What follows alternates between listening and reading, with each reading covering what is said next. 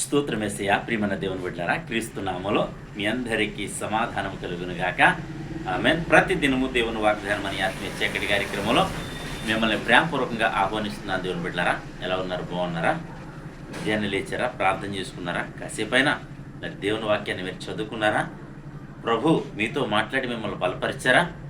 దేవుడి కృపను బట్టి మరొక దినాన్ని మనం చూడడానికి ఆయన అవకాశం ఇచ్చాడు.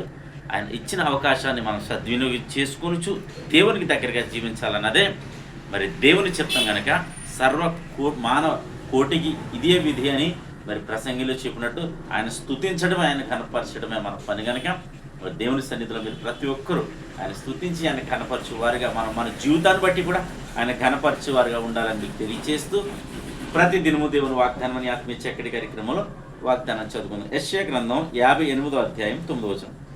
అప్పుడు నీవు పిలవగా యెహోవా ఉత్తరం ఇచ్చును, నీవు మొర్రపెట్టగా ఆయన నేను ఉన్నానను. దేవునికి స్తోత్రం. హల్లెలూయా.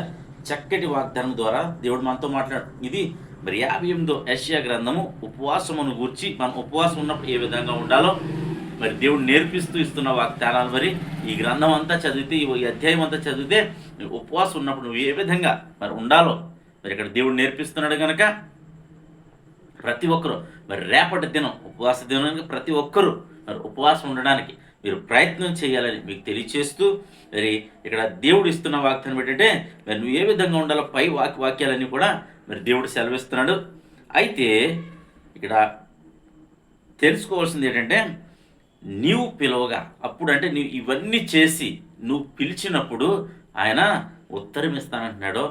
ఆయన నువ్వు ప్రార్థన చేసినప్పుడు ఏమంటున్నాడంటే నువ్వు మొరపెట్టినప్పుడట నేను ఉన్నాను, నువ్వు బాధపడుకొని ఆయన మరి నీకు నాకు సెలవిస్తున్నాడు కనుక మన పరిస్థితులు ఏ విధంగా ఉన్నాను సరే మరి ఆయన సన్నిధి ఉపవాసం ఉండి మనం కనిపెట్టగలిగితే మరి అన్నీ మనం జయిస్తాం. మరి ఆయన మనం ఉంటాడు. ఆయన మనం మొరపెట్టినప్పుడు ఆయన నేను ఉన్నానంటాడు. అలాగే మన ప్రార్థనకైనా జవాబిస్తాడు కనుక ప్రియమైన దేవుని బిడ్డలారా, ప్రతి ఒక్కరూ మరి ఉపవాసాలు ఉండడానికి మీ శక్తి కొలది ఉపవాసం ఉండడానికి ప్రయత్నం చేయండి. అలాగే విశ్వాసంలో ముందుకు సాగండి. ఆయన మన పక్షంగా ఉన్నాడు.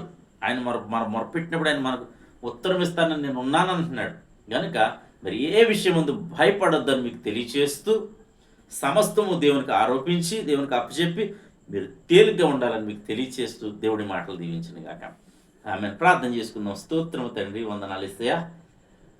ప్రతిదినము దేవుని వాగ్దానం అని ఆత్మీయ చక్కటి కార్యక్రమం తండ్రి, మీరు ఇస్తున్న వాగ్దానం బట్టి స్తోత్రాలు. ఎంతమంది ప్రజలను తండ్రి యూట్యూబ్ ద్వారా, షేర్ చాట్ ద్వారా, ఫేస్బుక్ ద్వారా ఈ రోడ్డు మార్గం వెళ్తూ చదువుతున్నారన్న తండ్రి, వారందరి జీవితాల్లో ప్రభా ఈ వాగ్దానాన్ని మీరు నెరవేర్చమని ప్రార్థిస్తున్నాను. నీ కృపంచమని ప్రార్థిస్తున్నాను. నీ దయించమని ప్రార్థిస్తున్నాను. నాయన మొరపెట్టినప్పుడు ప్రజలు మీరు ఉన్నానని ఉత్తరం ఇస్తానన్నారు ప్రభా. అందుని బట్టి నీకు స్తోత్రాలు, స్తుతులు. ఈ దినం ప్రభా ఎవరెవరు యూట్యూబ్ ద్వారా, షేర్ చాట్ ద్వారా, ఫేస్బుక్ ద్వారా ఈ రోడ్డు మార్గం వెళ్తూ చదువుతున్నారు వారందరూ ప్రార్థనలు ఎక్కువస్తున్న వారందరి జీవితాల్లో ఈ వాగ్దానాన్ని మీరు నెరవేర్చమని ప్రార్థిస్తున్నాం. రోగులు ఎవరైనా ఉంటే స్వస్థపరచమని ప్రార్థిస్తున్నాను.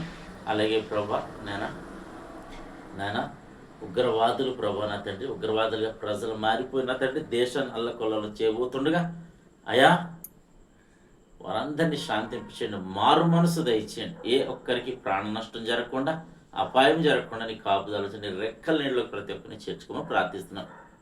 మా గ్రామాన్ని, మా రాష్ట్రం, మా దేశాన్ని కాచి కాపాడమని ప్రార్థిస్తున్నాం. ఎవరెవరు ఏ అవసరతలో ఉన్నా వారందరికీ క్రీస్తునామములో విడుదల ప్రకటిస్తున్నాను. అలాగే తండ్రి ఈ దినం